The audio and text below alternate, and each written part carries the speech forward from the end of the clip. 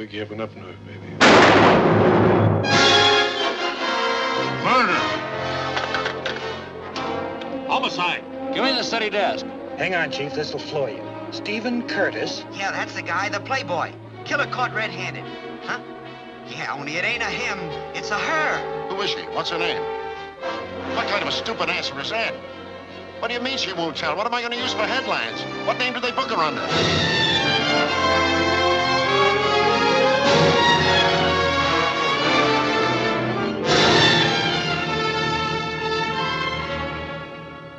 The state is demanding the life of this girl for the death of Stephen Curtis. But I tell you, ladies and gentlemen, if you send Jane Doe to the electric chair, you'll not be executing her. She'll be committing suicide. Why? I don't know. She has so strongly resisted efforts to find out who she is or where she came from that she must be tried in this court as Jane Doe.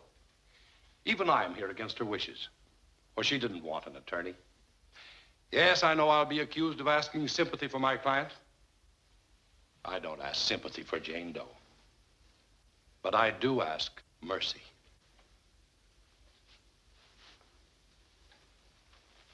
The district attorney will no doubt... I warn you against being led into false sympathy by the silence or the youth of the defendant. I ask you to judge her upon what the evidence shows her to be. A girl who wanted another woman's husband so badly, so jealously, that she killed, rather than let Stephen Curtis remain with the woman to whom he was lawfully wedded. You have heard the testimony of Mrs. Stephen Curtis. Without vindictiveness, she testified that she heard the shots and entered the room to find her husband dead at the feet of this girl. But Mrs. Curtis asks only justice, not revenge. And the state asks only justice. And justice demands... Guilty! Jane Doe found guilty! Extra, read all about it! Jury arrives at verdict in record time! Extra, read all about it! Jane Doe guilty, faces electric chair! Extra, read all... Jane, time is growing very short. It's life or death. Help me to help you. Mr. Horton, I don't want to live.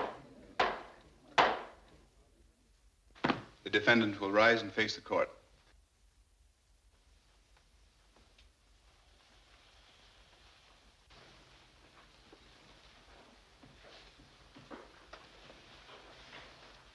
Jane Doe, you've been given a fair and impartial trial as provided by the laws of the state of New York and found guilty of murder in the first degree. The jury made no recommendation for leniency. Is there anything you wish to say before the court pronounces sentence?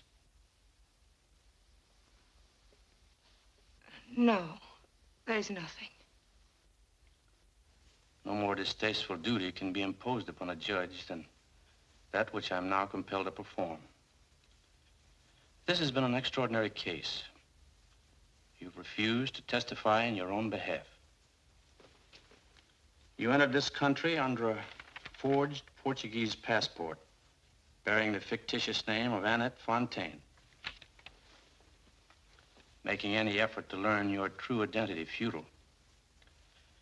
Perhaps your refusal to divulge your identity and thus shield others from the shame of your crime is praiseworthy, but it cannot condone the crime itself.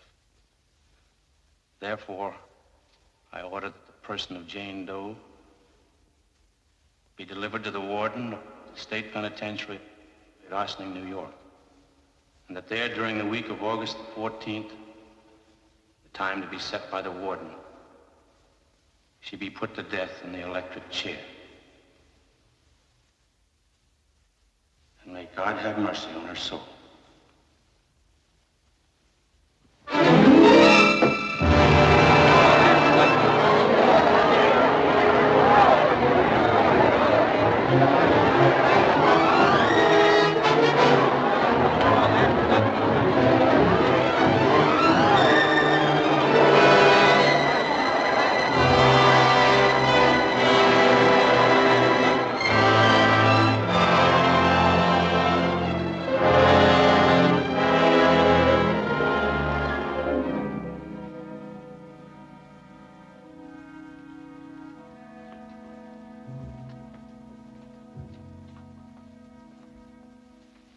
What seems to be the trouble? A psychic shock, brought on by the strain of the trial. A shock of hearing sentence pronounced. Grief, possibly. Uh-huh. Psychic shock, huh? Yes, sir.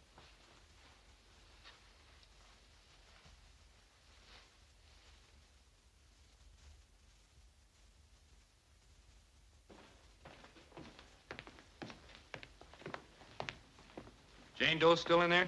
Yeah. I've got an order for removal to Sing Sing. Well, you'll have to ask your doc when he comes out. He's been in there half an hour. Okay.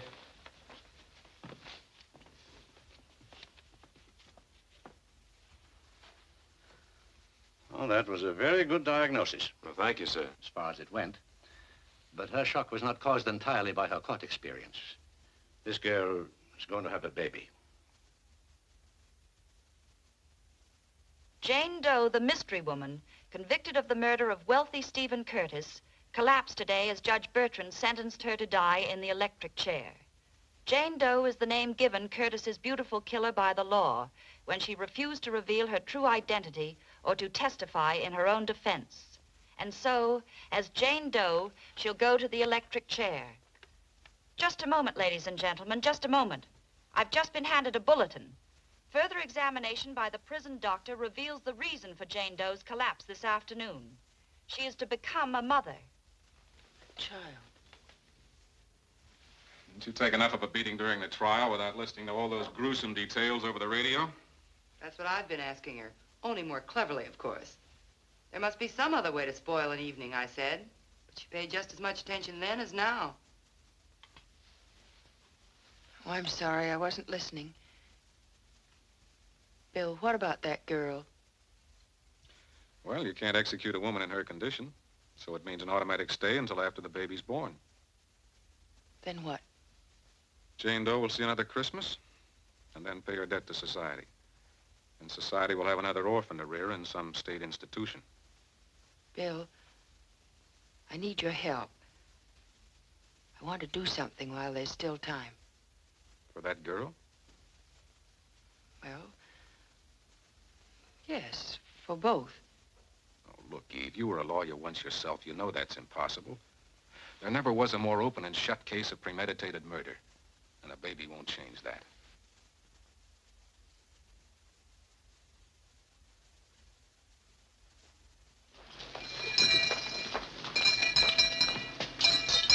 Well, one more stop and I'm done. Done in, you mean? Where next? Well, something for Bill. I wonder what.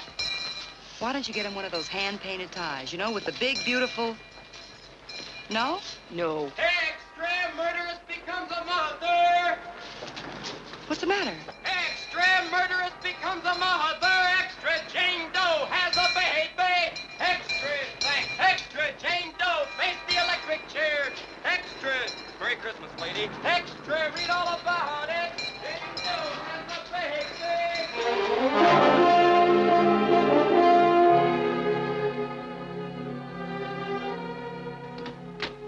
Visitor.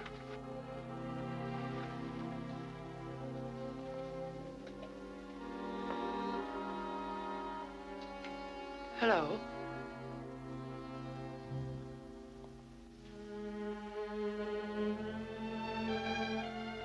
Oh, Mrs. Curtis.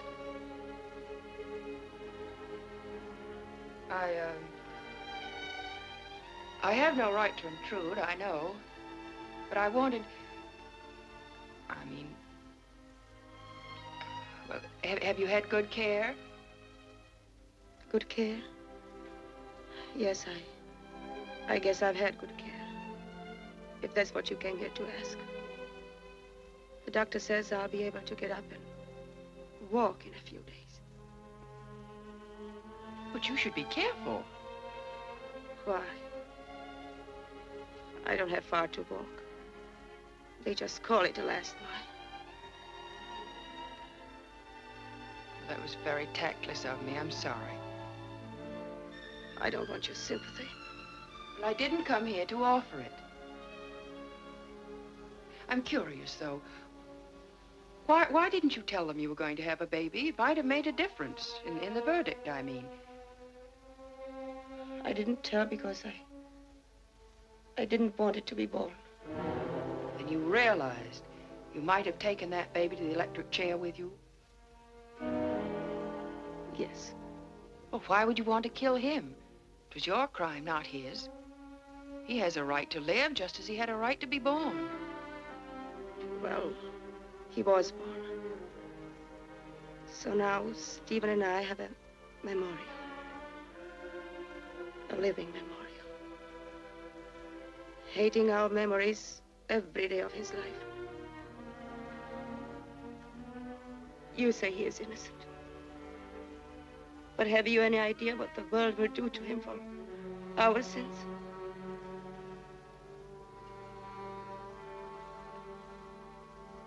I asked them to bring him in. Is it all right? Why ask me? How does he look? I wouldn't know. Well, Here he is. I bet you're anxious for a peek at this young man.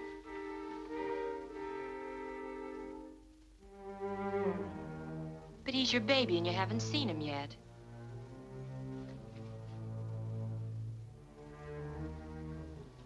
I'll take him.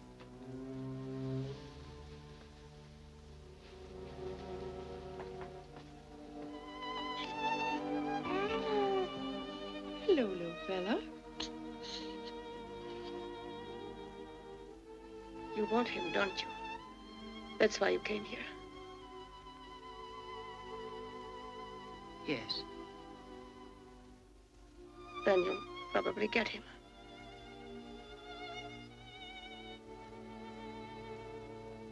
Oh, he's a beautiful boy, Jane. You look like your mommy. You know that? Same eyes. Maybe the same hair. You're going to be the most handsome young man when you grow up. Oh, those arms and shoulders. What a football player you'll make.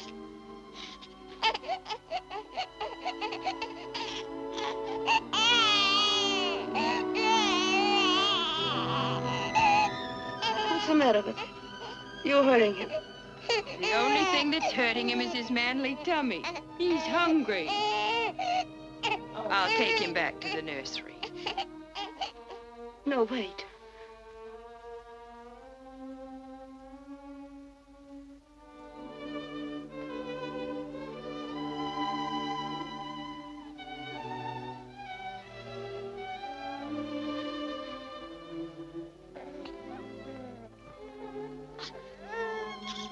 Look at him. He knows me. But he couldn't know me, could he? Most children seem to recognize their mothers. He does have my eyes, doesn't he? And same hair. And strong shoulders. Like my brother. And he'll grow up in this country where he'll play football.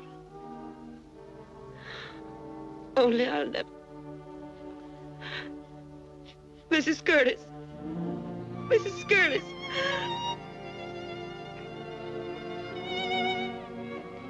Help me, please.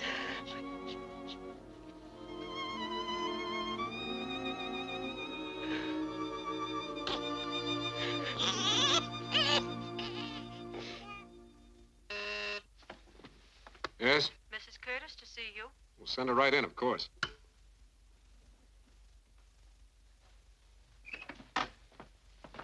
Hello, Eve. Hello, Bill. Yeah, let me take your coat. Thanks.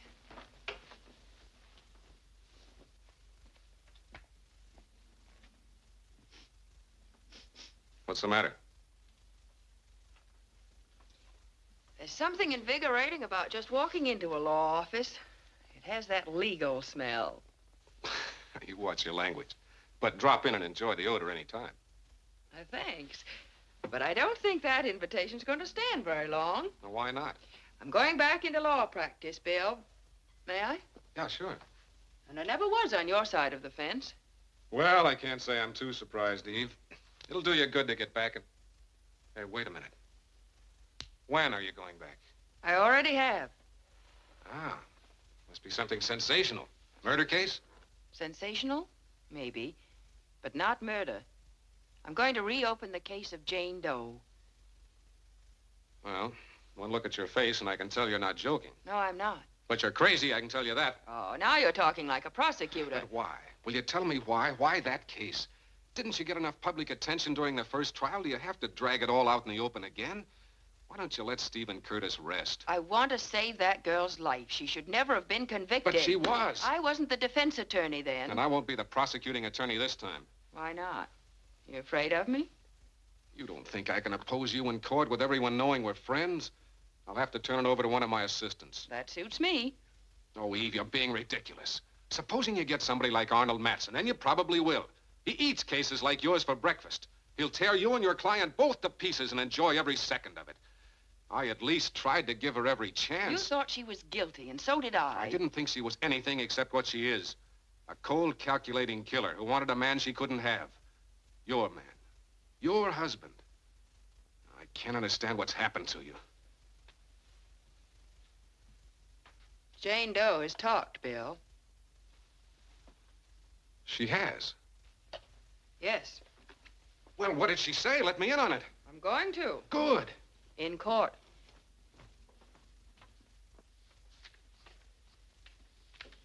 I protest the waste of the state's money in a new, long, drawn-out trial. The defendant had her chance. Did she, Mr. Matson? Now, let's not waste our time bickering. I have here an affidavit, Mr. Matson, taken from the doctor who attended the girl.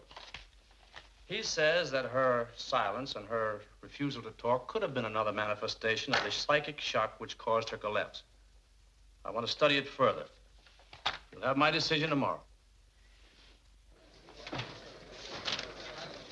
Is that it? Yep. I'm ahead of it. Tough break.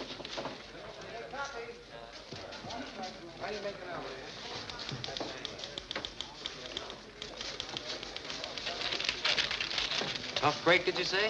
I think so if it was me. I'd rather face the electric chair any day than laughing boy Matson. The newspapers have made much of the fact that Jane Doe didn't talk. That she offered no defense for her cold-blooded crime. That she's a victim of her own silence. A new trial was granted. Why? Because Jane Doe says she's ready to talk. Well, ladies and gentlemen of the jury, the state says that Jane Doe can talk her head off. Tell her background, who she is, where she's from, the life she's led. But she can't contradict the fact, proved in this same courtroom, that with cold premeditation and with malice in her heart, she shot to death Stephen Curtis. Ladies and gentlemen, you are sitting as jurors in a court of law. But at the risk of being thought both trite and impertinent, I'm going to remind you that it is also a court of justice. And I ask you to forget that the defendant, Jane Doe, my client, was once convicted of the accusation under which she faces you now. It wasn't a conviction in which the state can take much pride. For the defendant didn't fight back. She had no will to live. She wanted to die. And so, she stood trial and was convicted. It was what she wanted. Life held nothing for her. She had a reason for dying. But now Jane Doe has a reason for living. A baby. Her baby. And ladies and gentlemen, I intend to prove that that baby's mother is not a murderess, not a criminal, not sinned, but sinned against. Call Phyllis Tuttle to the stand. Who, me? That's me. Phyllis Tuttle. Raise your right hand. You solemnly swear to tell the truth, the whole truth, and nothing but the truth, so help you God. I do. Be seated. State your name, please. Phyllis Tuttle. Will you state your occupation, please? Attorney at law, associated with the law firm of Eve Meredith Curtis. Just as I was 6 years ago when you fell in love with Steve. I'm certainly going to object to that, Your Honor. Sustained. Miss Tuttle, please don't reminisce unless you're asked to. Were you acquainted with the deceased, Stephen Curtis? Yes, I'd known him about as long as you had. Do you remember when he went overseas? Very well. I want you to tell the court why you remember the period immediately preceding his departure as it pertains to Stephen Curtis and to myself. Your Honor, I don't think the court's interested in hearing a resume of the deceased's life as it pertained to the counsel for the defense. It has no bearing whatsoever upon the guilt or innocence of the defendant and is only intended to... And I must ask the prosecution to refrain from speculating on what I intend or don't intend. Both of you will please address your remarks to the court. This isn't a private argument. Now then, Mr. Matson, if you have an objection, phrase it properly. Objection on the ground testimony concerning the deceased and counsel for the defense is irrelevant and immaterial. Immaterial when my client's life is at stake? Well, irrelevant. Your Honor, if I may be allowed to present my case in my own way, I'm certain you'll agree that all of the testimony I shall place in this court's record will be relevant. Objection overruled. Proceed. I want you to begin with the morning you last saw Stephen Curtis before he went overseas. What if I don't remember? You remember. You're under oath. Yes, I do. I thought I'd found the two happiest people on earth.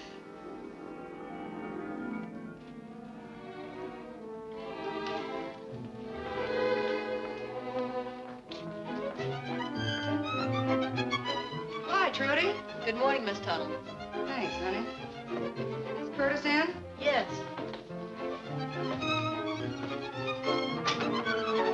Steve, get out of No, here. this is No, not- stop. You've got to get out of here. No, really. You can get used to this.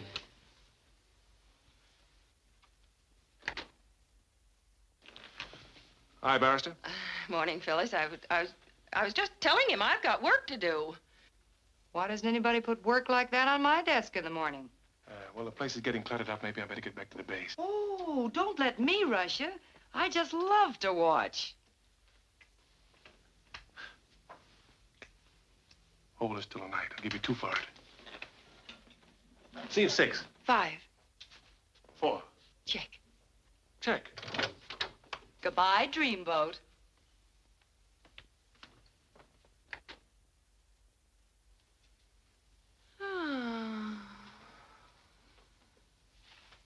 Isn't he wonderful, Phil? That stuff gets worse, doesn't it? Yep. The patient shows no sign of recovery. I don't think the patient wants to get well, does she? No, I should say not.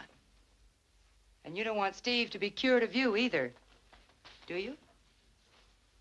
You really like Steve, don't you, Phil? Like him? I love him. Well, you're always intimating, well, he's a... No, I'm not. I'm just intimating he's a man, and a beautiful man. And women go for him like baboons after bananas. I just don't want you to get hurt. Steve will never hurt me, Phil. His days of being interested in babes or baboons ended when he married me. I just think you want me to give up the office and stay home. Well, I just think you should be either Eve Meredith attorney or Mrs. Curtis housewife. Ladies and gentlemen of the jury. Ladies and gent, kid all you want. I've said it before and I'll say it again. One head with 2 personalities is as bad as one personality with 2 heads. Both freaks, honey. Do you want your husband or do you want your career? If the court please, can't I have both? Sure, for a while. And then one day you'll wake up and find while you were watching your husband, somebody stole your law practice. Or vice versa. Never vice versa, Phil. Never. Mr. Hilton for Miss Meredith. I'll be with you in a moment. Take your time. Mr. Hilton, Miss Meredith calling. Whom did you wish to see? Whom? Miss Meredith. I guess that's whom. Well, she's talking on the phone just now. Perhaps if you could tell me about her... I would, honey. But I get so tired of telling it over and over. So I'll tell it to her direct.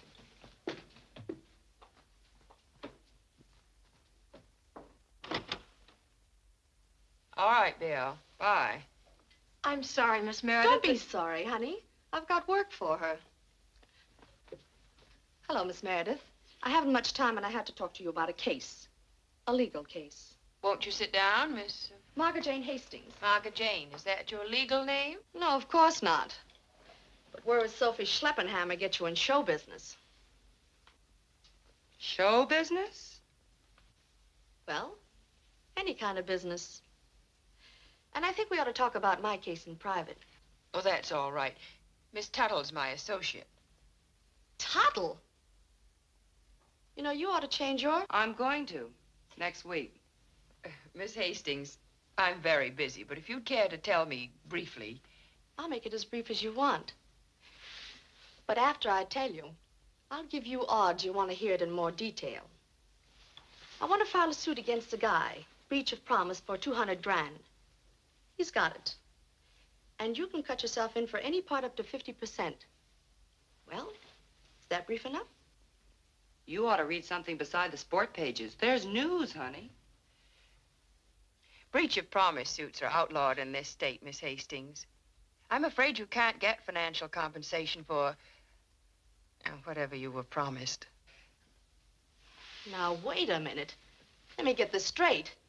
You mean a guy can take me around, tell me he's not married, promise me the moon with a blue ribbon around it, get me to quit my job so I can spend more time with him, and then just kiss me off and not pay for it? I don't believe it. Well, it's true, and I'm still not interested. Well, maybe if I tell you who this fool-pitching pirate is, you will be. Miss Meredith told you she isn't interested, and she doesn't want to know his name. She already knows his name. It's her husband.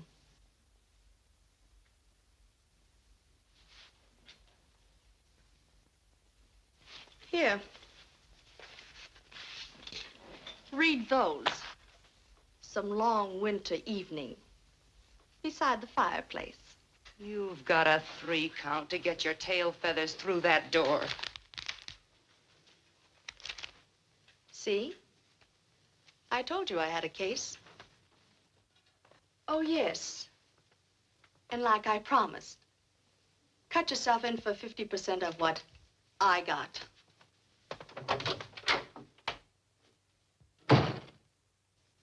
Eve, darling, you're not going to let that little gold digger upset you. I'm going home, Phil. Call the base and locate Steve. No. You come with me. I don't want to be alone.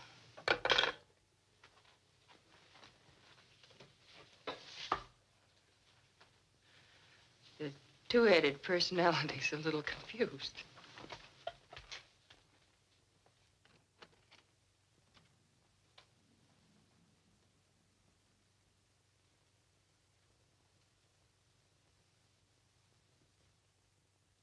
Mademoiselle, for moment is parlez-vous. Mademoiselle, for moment is parlez-vous. Oh, Mademoiselle, for moment. Hey, is that you, Eve? Eve! I've been calling you all over town. Where you been? Hi, baby.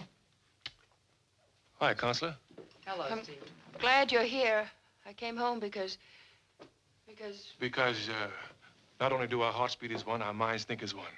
You knew I was home, didn't you? Ain't it wonderful, this stuff?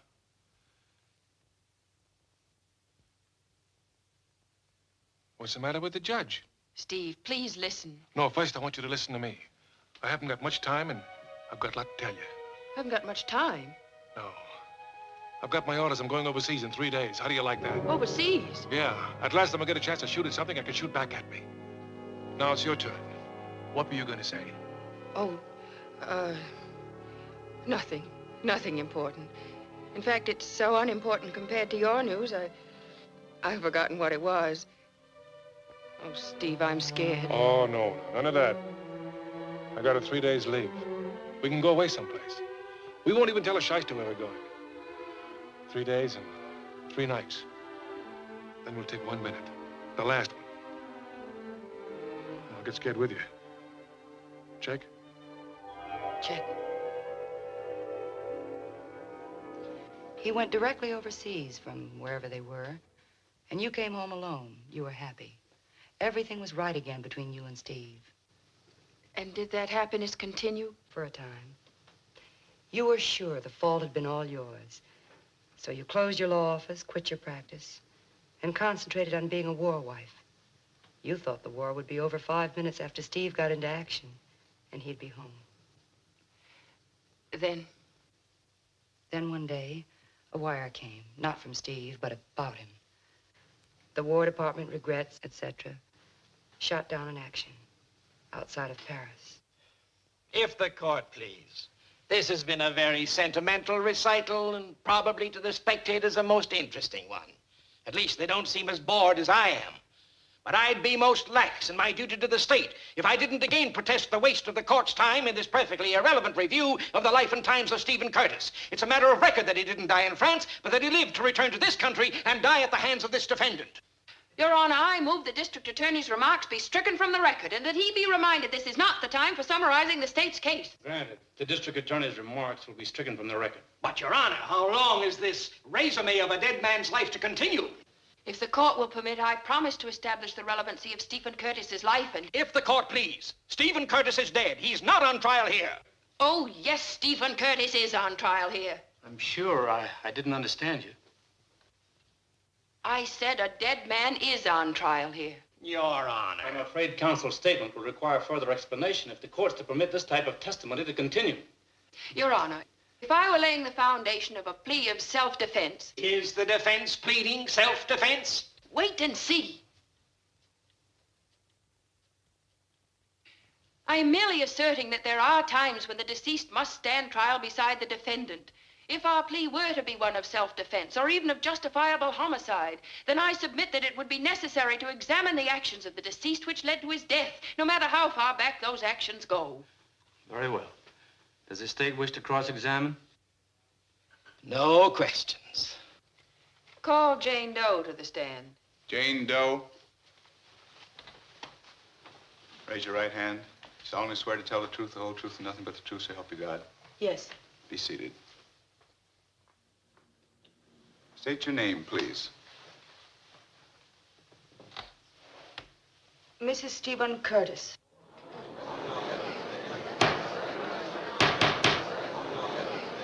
Your Honor. Your Honor, I'm not opposed to a few theatrics in the courtroom. But before the witness tries to convince us that I'm Jane Doe, defense counsel is Arnold Matson, and Mr. Hilton here is Napoleon, I think she should be reminded that she's under oath.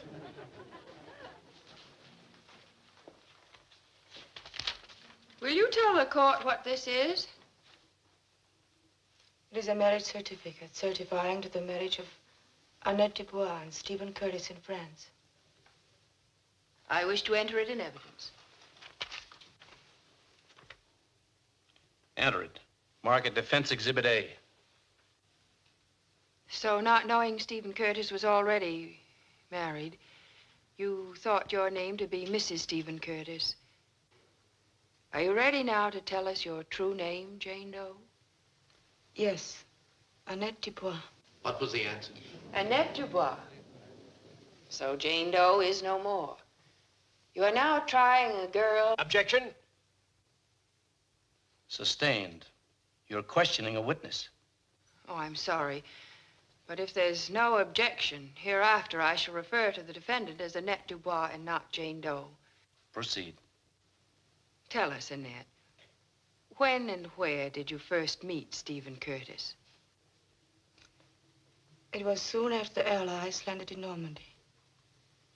I lived with my brother, Robert, on a small farm outside Paris. On the day when I met him, the Americans and British were raiding the tank factories.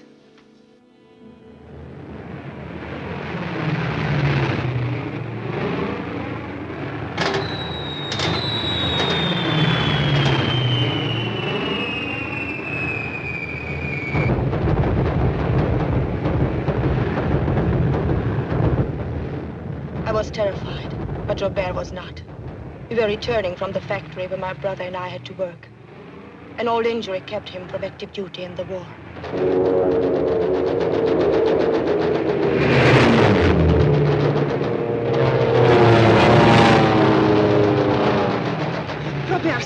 be careful. Look at them. They are not being careful up there. Give it to them, Americans!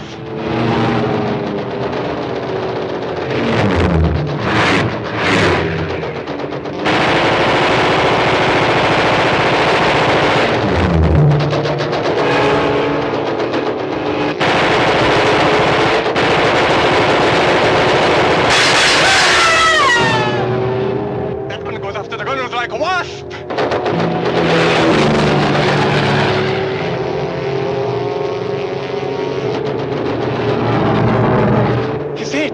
He's hit and he's too low to jump!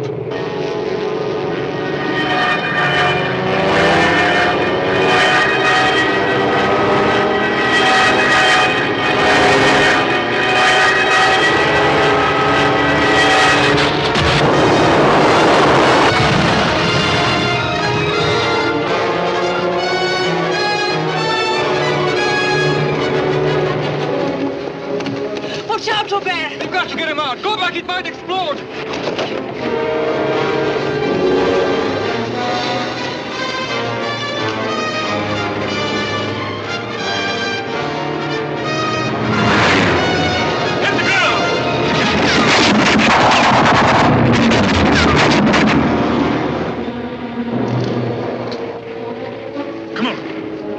Let's go. Robert! It's all right. Hurry before he comes back.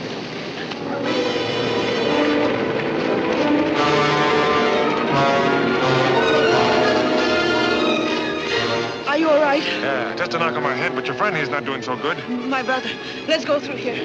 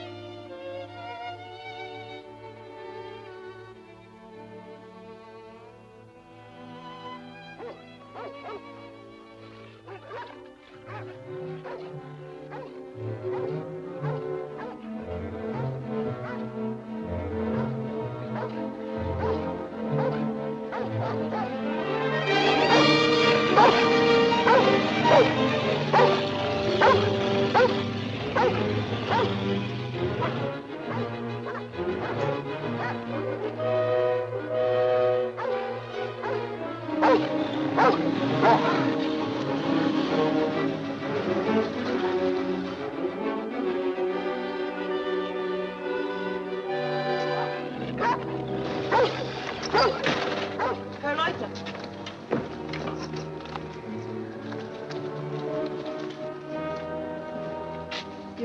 You're looking for an American flyer? Yeah? He is in there. He was hurt. He came here.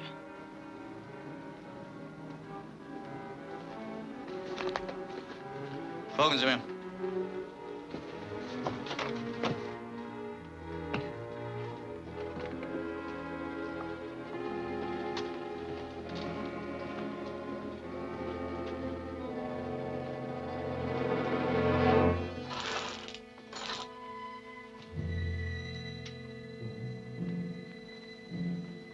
Get up. Get up! Get up!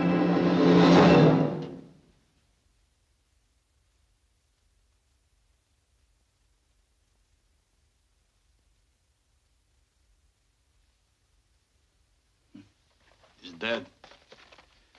Well, it's one less of them to worry about.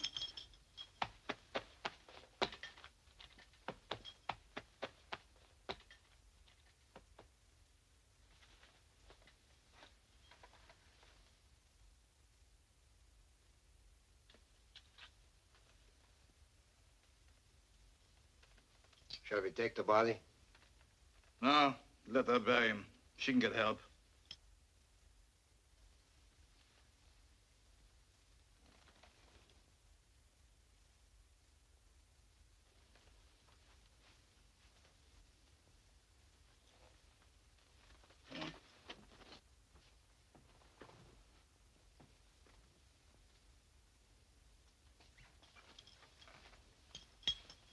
That's for being a good collaborationist.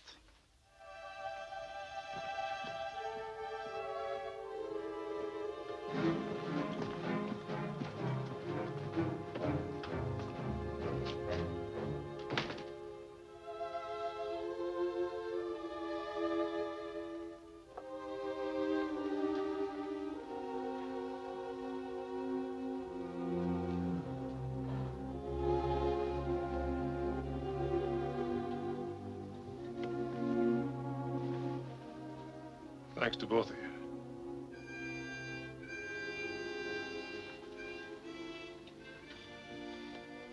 He always wanted to be a soldier.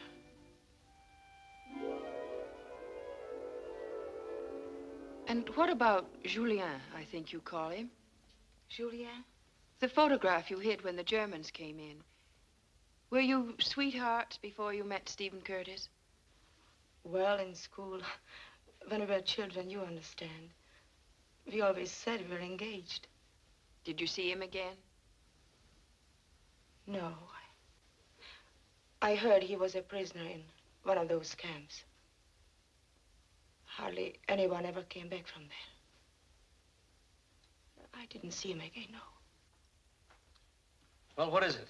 I have a message, Your Honor, for Mrs. Curtis. I mean, Miss Meredith. Your Honor, I should like to interrupt my client's testimony and ask for a recess. I object, Your Honor. This testimony is taking long enough as it is without recessing every 10 minutes. The witness seems perfectly able to continue. All right, all right. Give counsel a chance to state a reason. If the court please, I'd like to state it in chambers. Very well. Court will recess for 5 minutes.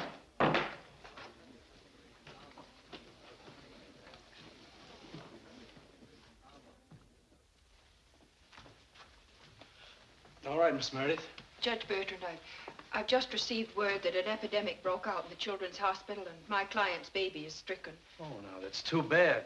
Serious? Yes. I'm terribly sorry, Eve. I'd like to ask for an adjournment so that she may go to the hospital. That'll mean several hours' delay. Let's check first and see how serious it is. Mr. Matson, several babies have already died. It's not going to hurt us to wait a while.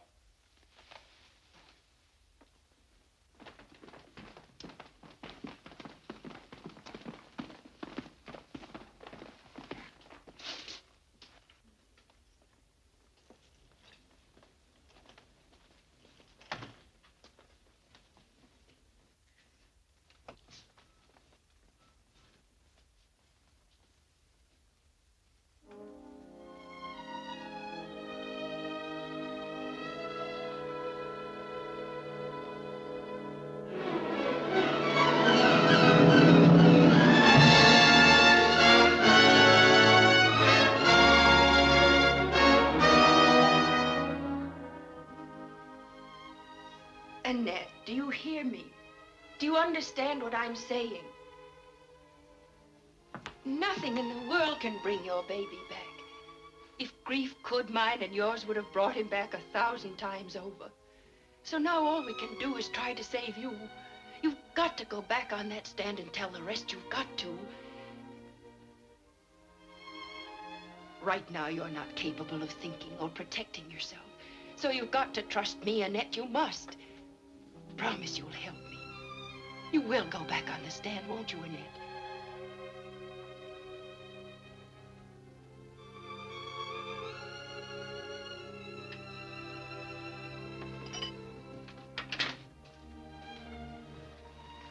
How is she?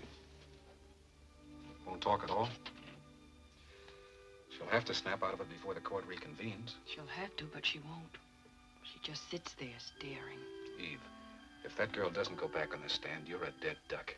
I've tried every argument I can think of. I don't want to persecute her, Eve. She's paid quite a price already. I think Judge Bertrand will accept a plea of second-degree murder. Put that girl in prison for the rest of her life. It's better than the chair. Not for her, it isn't. She'd rather be with her baby. Giving up, Eve? Never.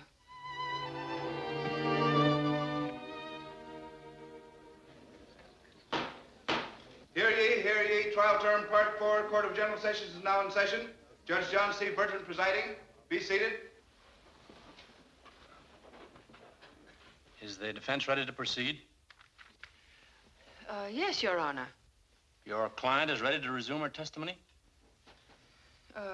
Yes, Your Honor. Well, proceed.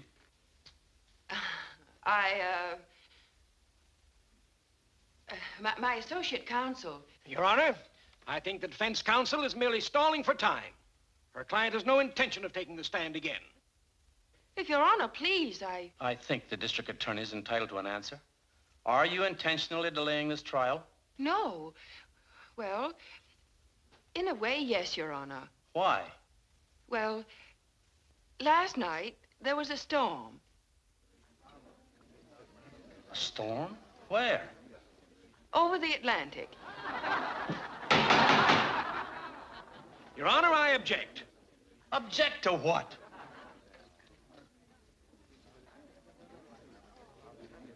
To defense counsel trying to delay this hearing until the storm over the Atlantic quiets down. Sustained.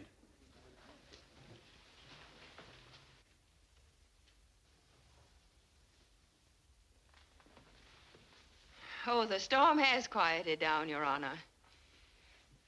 Your Honor, I'm sorry for the disturbance, and I ask the court's permission to postpone the resumption of the defendant's testimony and place another witness on the stand at this time.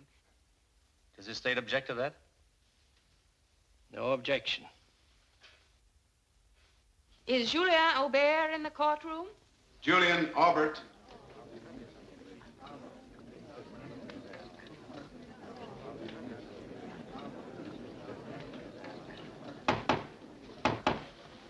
I found him.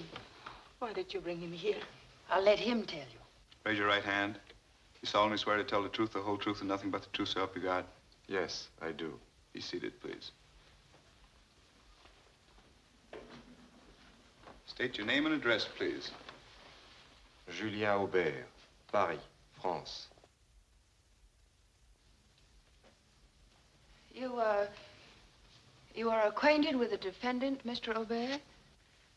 Yes. I have known her since she was a little girl. Do you know anything about the trouble she's in? Only what you told me when you called me in France, and what Miss Tuttle told me on the way from the airport. You were childhood sweethearts. Objection. Leading question. Sustained. What was your relationship with the defendant before you went to war? We were childhood sweethearts.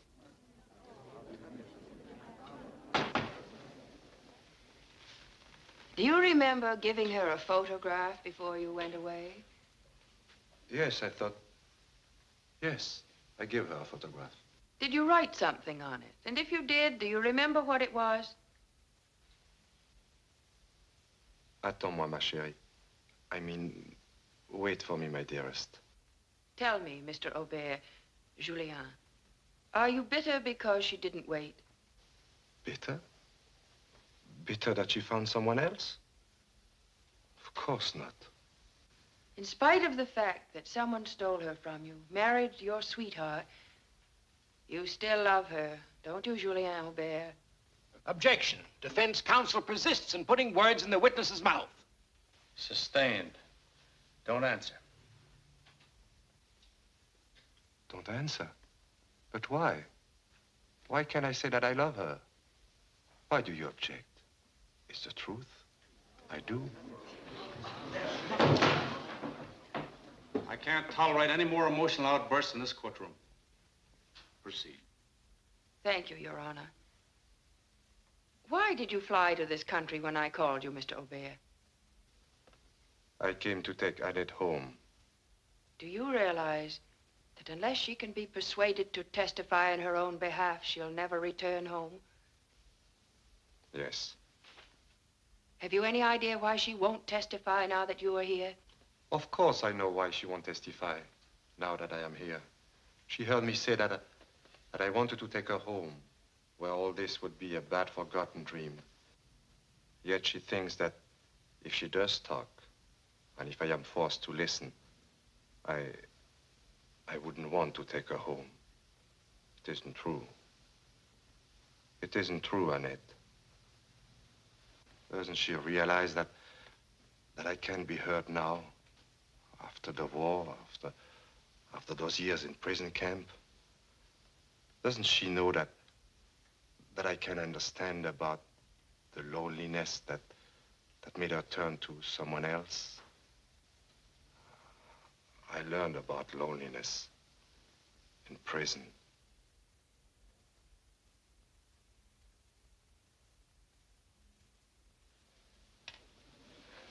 Mrs. Curtis. Mrs. Curtis.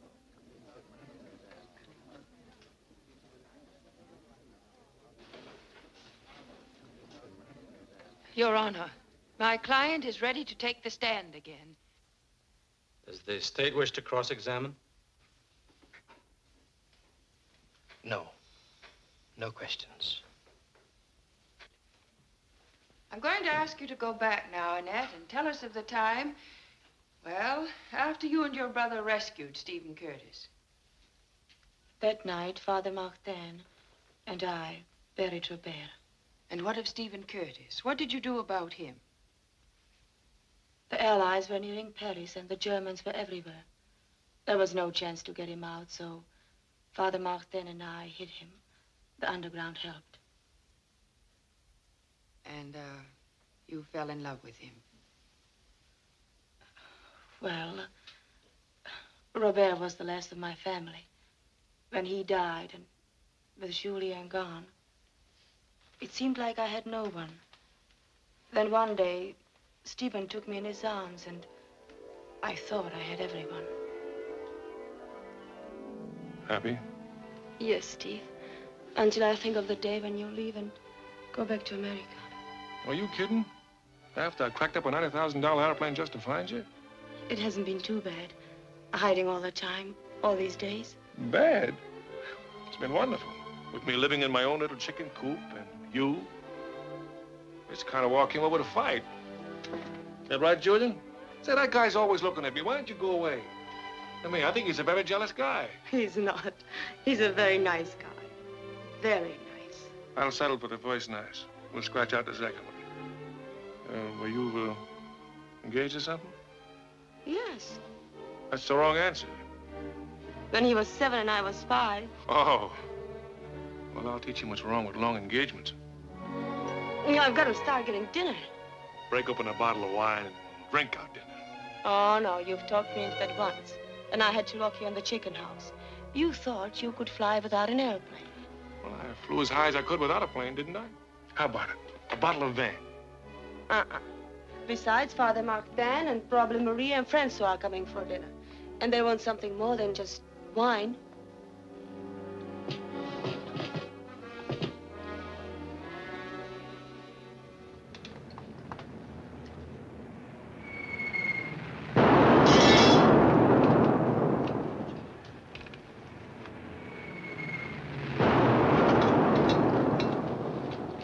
Those Americans are throwing a lot of the good Lord's metal in our direction tonight. They can't throw too much to suit me. Won't be long now. Flying forts soften them up for the last push. 1 minute, I'm afraid those Americans will come too close. And the next minute, I'm afraid they won't come close enough. What's the matter with Annette? Never see her to be scared of a close one before. I don't think it was the bomb that scared her. Not Simone. But what's him? The Americans only a few miles from Paris. We'll soon lose the star border in our chicken coop. Hey, Annette? Chickens will miss me. Annette won't. I won't miss you when you go back to America. Stephen. Of course not. I'm taking you with me. Oh, it's going to be tough on LaBelle, France, with me taking one of her favorite daughters. But I need you. New York needs you. You'll knock 'em dead. Watch out for these soldiers and their talk, Annette. After the last war, 20 girls from the village came to me and wanted to become nuns. But I'm not just talking. Does he mean they're engaged? I don't know. Why, Does he? Of course. What else could I mean? Oh, wonderful, Annette.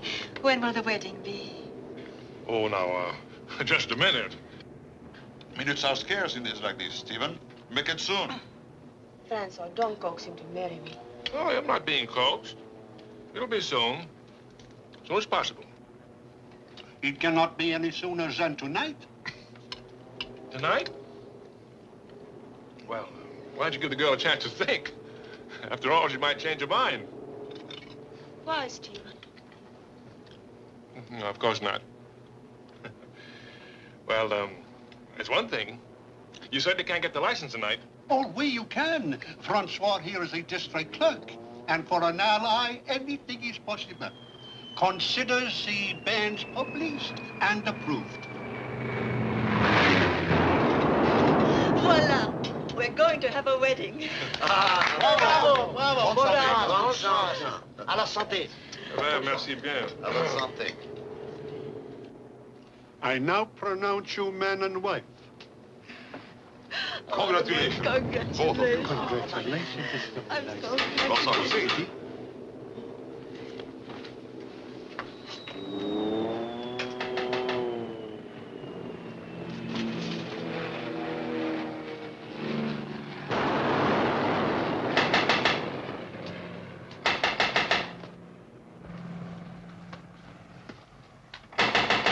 Let me in, it's Durand.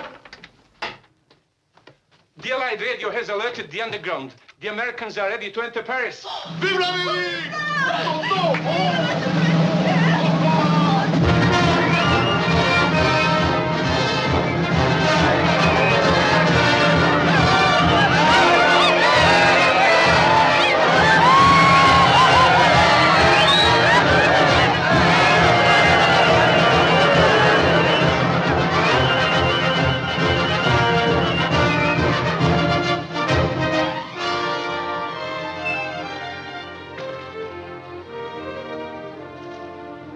Hi, baby. They're here, really here. It means the end of the war, doesn't it, Steve? Sure, it was essential for him after I paved the way. Oh, darling, don't joke. It's been so. You can say that again, baby. It's been just so. Well, I gotta run. I only came by for a minute. How long? How long what? Before you come back again? Tonight? Oh, maybe a little longer than last time. A couple of days or so. Don't look so desperate. I'll be back. Be a good girl.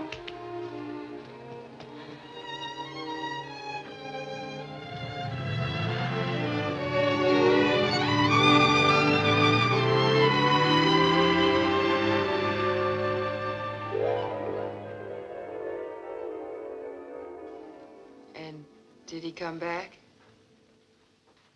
No, he didn't. What was the answer? No, he didn't.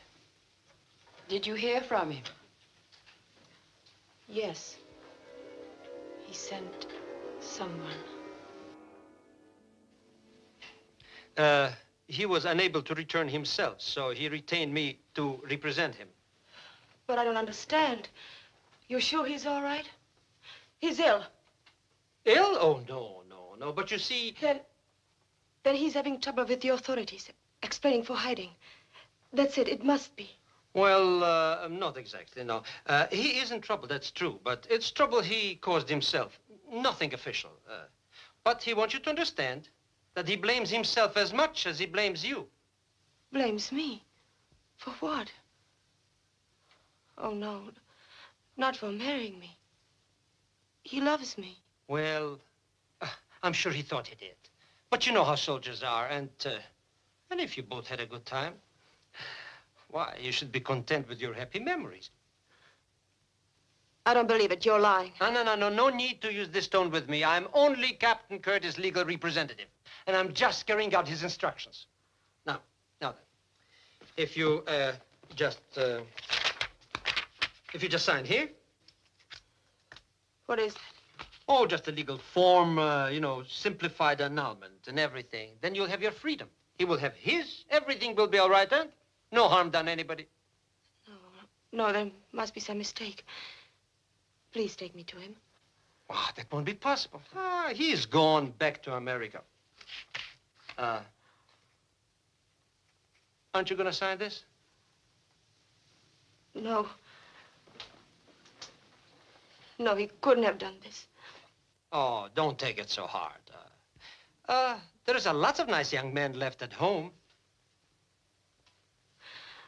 You're not telling me the truth. I don't believe you. I've got to hear it from him. If I have to, I'll go to America. He expected me to go to America. He said he would see to it that I got there, that he needed me. Going to America is not so easily done these days. Cost a lot of money. You'd better just forget the whole thing. I will inform you about any legal action. I've got to see him. If I have to, I'll sell the house. The house?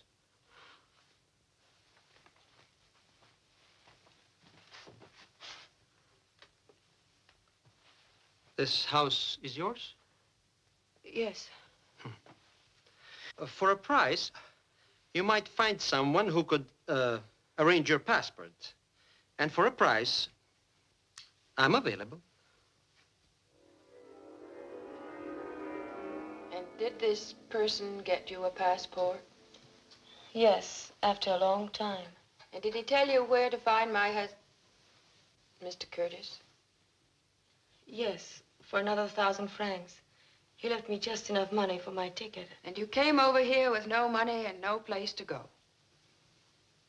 Why, I had a place to go.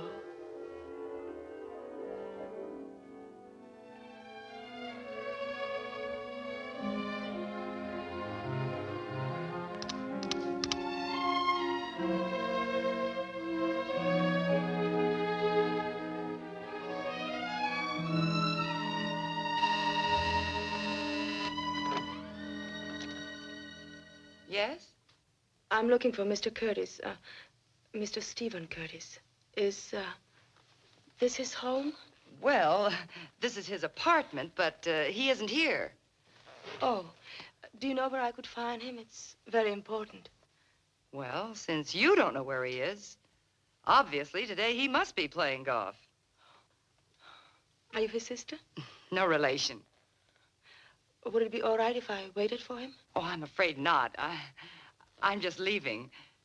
Look, honey, I don't know what your angle is or what Steve's been up to, but if it's, well, why don't you just forget it? Forget what? I have to see him. But he isn't here. Oh. Well, then give him this and ask him to call me at the Hotel Benton. He'll understand. Well, I hope he remembers which set this is and who he pinned him on. Operator, I'm expecting a very important call. I wonder, are you sure? Who is it? Steve. Hello, Annette. Hello, Steve. You got my message? Yeah, I got it, but I don't get it, if you know what I mean. What are you doing here in New York? I had to see you. You didn't come back. Yeah, I didn't get any letters, and, well, I decided that you'd lost interest. But your attorney, Dirac, he said you were through with me. He wanted me to sign a paper. Why would you believe anything that little crook had to say? I told him to take care of you till I came back or I sent for you. But, Steve, it was months and months. Well, so it was months and months. I was fighting a war. I didn't expect you to add to my troubles. Trouble? I don't want to cause you trouble, Steve. I love you. Well, if you didn't want to cause me any trouble, you should have stayed where you were until I sent for you. I'm sorry. Oh, it's all right. Only you should learn to trust me more than you do. All right, Steve. I'll go back. Well, not just a second. Now that you're here, why don't you stay? You didn't stop loving me, did you? Are you kidding? I knew it. You don't want me to go back to you. Well, Annette, Everything is all right now that we're together, isn't it? well, Not exactly. There's a few things have to be ironed out, but I can take care of them. How'd you get here? Oh, I sold the house and Dirac got me a passport. Oh, he got it. Mm-hmm.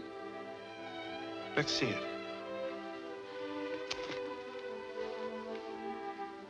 Annette Fontaine. Why, this thing's forged. Yes, I know. Well, what are you so happy about? I'll take it and see if I can get it straightened out. Oh, Steve, I've been so lonesome. Oh, look, this is a rat trap. This is no place for romance. Let's get out of here. Pack your things. Let's go. I didn't unpack. I like our apartment much better. Just seeing it from the outside. We're not going there either. Why? Well, because I've got a much nicer place for you in the country. Where I won't have to share you with 7 million New Yorkers.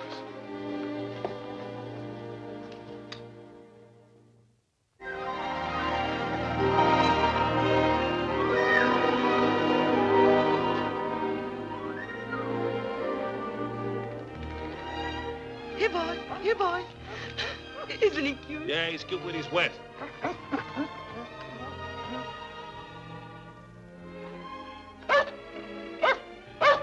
Here.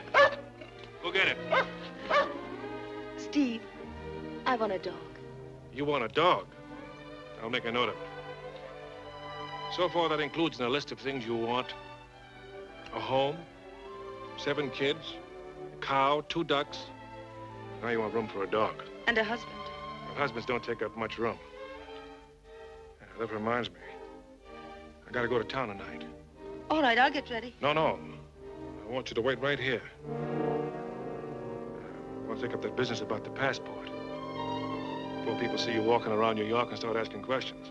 Oh, no, Steve, I can let you go again. Will you be sensible and let me run the show? All right, Steve. Only don't be angry with me. Well, that's better. Let's not spoil our last day. Up here.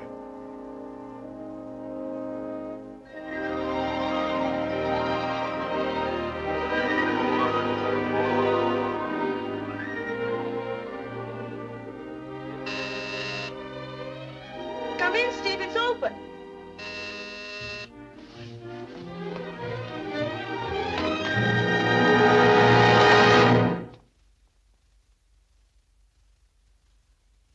Miss Fontaine? Annette Fontaine? Oh, I know. I'm Mrs. That's what we thought. This is your passport, isn't it? Yes. Where did you get it? Who are you? We're from the immigration department. Immigration department.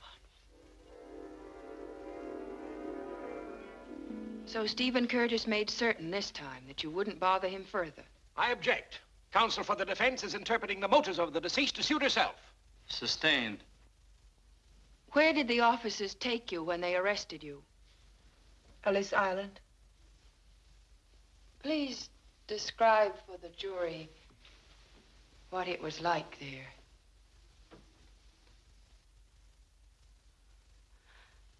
It was a big cage with another smaller one inside it. It was crowded with women. All kinds of women. Waiting to be sent back like me. Laughing, screaming, cursing. Some were insane. Others had just come out of prison. They put me in the cage with the moral cases. It seems someone had suggested I also be held on suspicion of moral turpitude.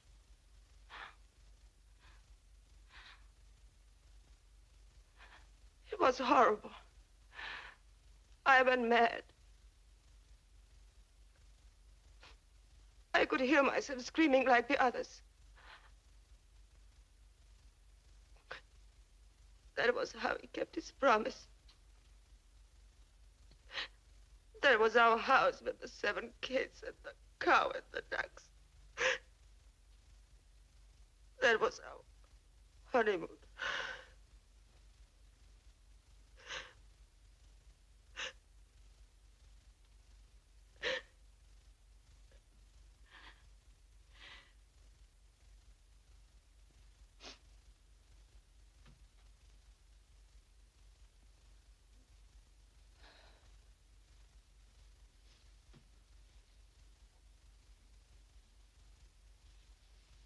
Your witness.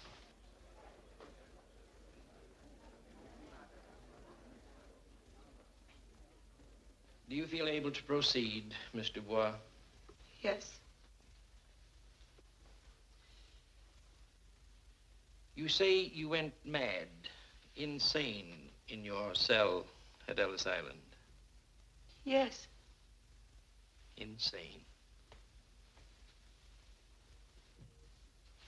And yet you had enough wits about you to manage to escape, didn't you? You did escape, didn't you? Yes, but... Just yes. That answers my question. You did escape. Now, will you tell the jury how you contrived your escape so they may judge for themselves whether or not you'd lost your mind? I don't remember exactly. But I could hear voices. Some of those women in there. Something about a visitor's pass. They said, you look so well dressed, you could make it. I don't remember walking or anything. Just voices. But you remember why you wanted to get out and where you wanted to go. I didn't know where I wanted to go. I only wanted to die. Yes, yes, you've told us that before. Did you go immediately to Stephen Curtis' apartment? I don't think so. I don't know when it was.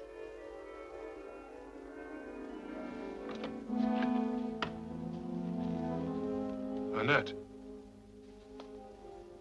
You promised to wait for him at the beach. Why did you follow me here? You gave them my passport. They arrested me. Arrested you? You're crazy. Yes.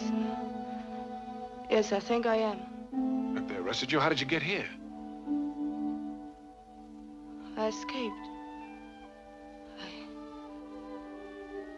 I had to find out whether you gave it to them. Now I know. Well, something must have slipped. I was only trying to straighten things out. Then I was going back to the beach to you.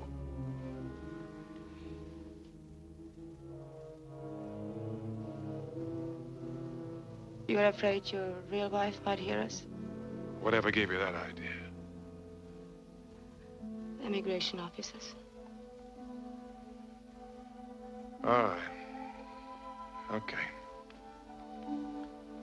Have it your way. What are you going to do about it?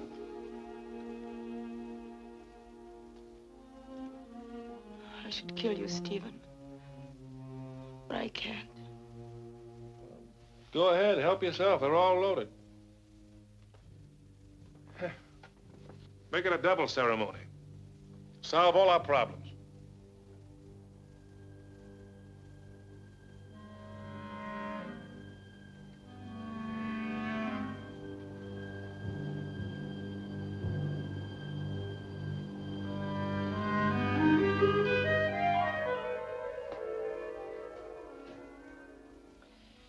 Is this the weapon you took from that cabinet? Yes. I see. And you asked the court to believe that you picked it up, intended to commit suicide, when actually you had no thought other than killing him, did you? Wait before you answer. Miss Meredith, don't you wish to object to the form of the question? No objection. Go ahead, answer the question. Did you? Yes, I killed him. That's all. I wish to call my next witness. Proceed, Miss Meredith. Call Mr. William Hilton. Mr. William Hilton? Yes, William Hilton. William Hilton. If the court pleases. I think the court has been very lenient in allowing counsel for defense to present her case in any way she saw fit. But I must say... Well, that's very kind of you, Mr. District Attorney, and I'm sure the court appreciates your approval of its leniency. But do you have any objection to appearing as a witness for the defense? I object. During the progress of this trial, defense counsel has made no attempt to present relevant evidence, nor to enlighten the court or the jury. but instead has tried to baffle and bewilder these patient ladies and gentlemen with a steady stream of maudlin sentiment, romance in the underground, the whole world war, everything, in fact, except the kitchen sink and a one-armed knife thrower. Speaking of theatrics, Mr. Madsen, are you stating grounds for an objection or eulogizing defense counsel's court procedure? Well, certainly not the latter. I object on the grounds that nothing the district attorney could say as a defense witness could possibly be relevant. How do you know, Mr. Madsen? Objection overruled. Take the stand, Mr. Hilton. Raise your right hand. You solemnly swear to tell the truth, the whole truth, and nothing but the truth, so help you God. I do. Be seated. State your name, please. William Hilton. Mr. Hilton, I'm going to ask you to recall something I said earlier in this trial in defense of my witness's testimony and its relevancy to this case. That there are times when the deceased must stand trial beside the defendant. Do you remember, Mr. Hilton? Yes. Yes, I do. I'm going to ask you to remember it again at the close of your testimony. Now then, I want you to testify as to your actions and whereabouts for, let us say, 2 hours immediately preceding the death of Stephen Curtis. Well, I suppose you mean from the time Phyllis, Miss Tuttle, that is, came into my office. Yes, that's what I mean. Well, it was late afternoon. She was pretty upset. Upset? You think I'm upset? You should see Eve. In fact, that's what I want you to do. Go right over there. Now? Yes, I'm worried about her. Honestly, I am, Bill. Okay, I'll go over. But why did you have to tell her? It just slipped out when I saw this. I know that girl, I said. 10 minutes later, she had the story. Yeah, maybe you talk too much. I know, but did you ever see her work on a witness?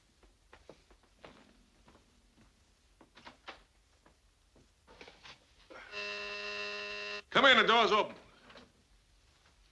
Why, hello, Mr. Prosecutor. Come in and sit down. Have a drink. No, thanks, Steve. What's the matter with Eve? Eve? Nothing. A little upset, I guess. About what? Well, not that it's any of the old family friend's business, but it's about me. Why'd you go and talk to her? It might help. Maybe you better tell me first what you've been up to, Steve. Why, nothing. Absolutely nothing. But you lawyers have a way of checking up on people.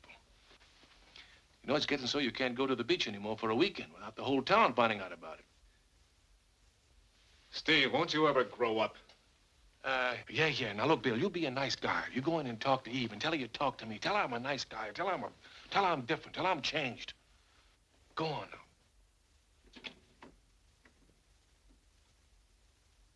now.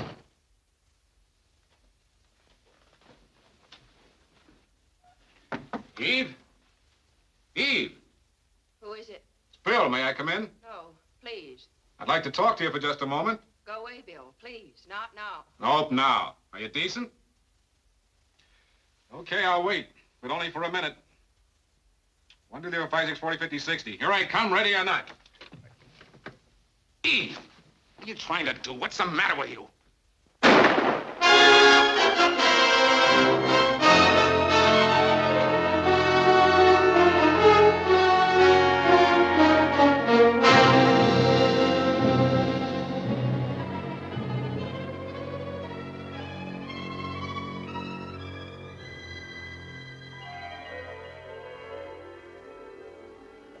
Then you admit you took a loaded revolver from my hand only a minute before my husband, Stephen Curtis, was slain by this girl. Yes, but... Why didn't you reveal it at the first trial? Why would I? Why wouldn't you? Because the fact that I stopped you from taking your own life has no bearing on Stephen Curtis' death. No. I'm going to ask you to remember now my statement that there are times when the deceased must stand trial beside the defendant. When the district attorney took that gun from my hand, I wasn't going to kill myself. I was going to kill Stephen Curtis. Yes, there, but for the grace of God, said I, facing a verdict of life or death, if the district attorney had arrived at my home only 1 minute later.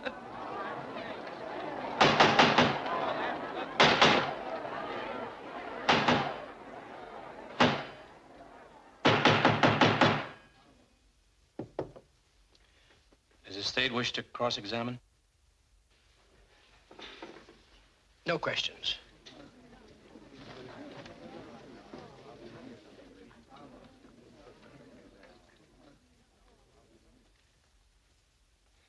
Your Honor, counsel for the defense has established relevancy of all her testimony to the complete satisfaction of the state.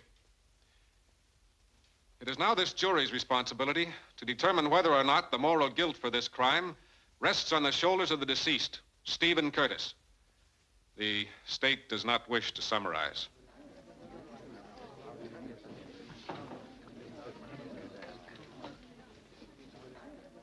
Be seated.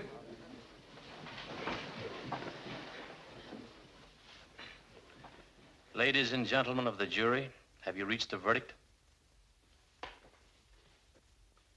Yes, we have, Your Honor. State it. Not guilty.